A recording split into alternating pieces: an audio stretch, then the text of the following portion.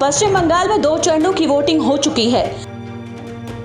दोनों ही चरण में बम्पर वोटिंग हुई। पहले चरण में 30 सीटों पर हुई वोटिंग में जहां करीब 84.63% वोट पड़े, तो वहीं दूसरे चरण में भी 86.08% वोटरों ने अपने मताधिकार का इस्तेमाल किया।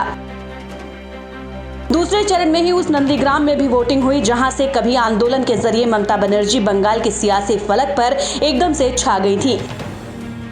लेकिन इन सब के बीच दोनों ही चरणों में जिस तरीके से बम्पर वोटिंग हुई, चुनावी जानकार उसका आकलन करने में जुटे हैं।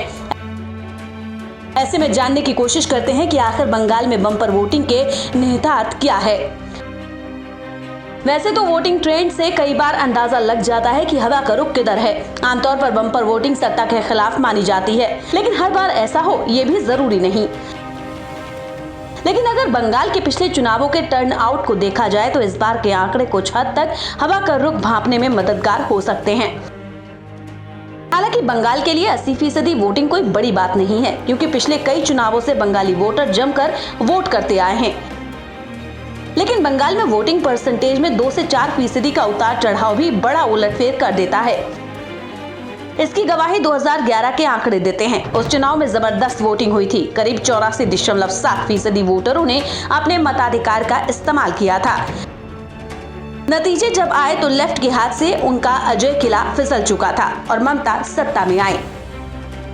2016 के चुनाव में 2011 की तुलना में कम वोटिंग हुई। उस चुनाव में कुल टर्नआउट 81.9% रहा।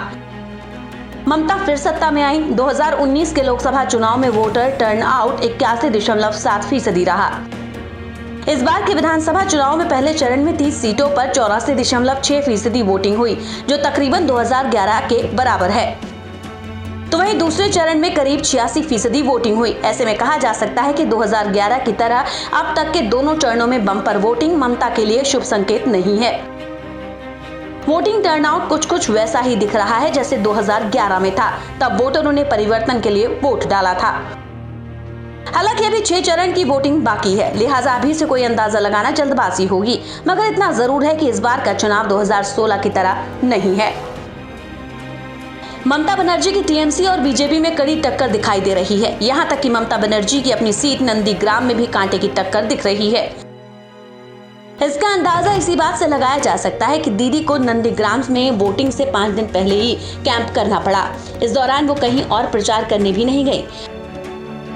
चुनाव के वक्त ममता के चेहरे पर तनाव साफ देखा जा सकता था। ऐसे में कहना गलत नहीं होगा कि इस बार ममता के लिए डगर बहुत आसान नहीं है। Bureau report.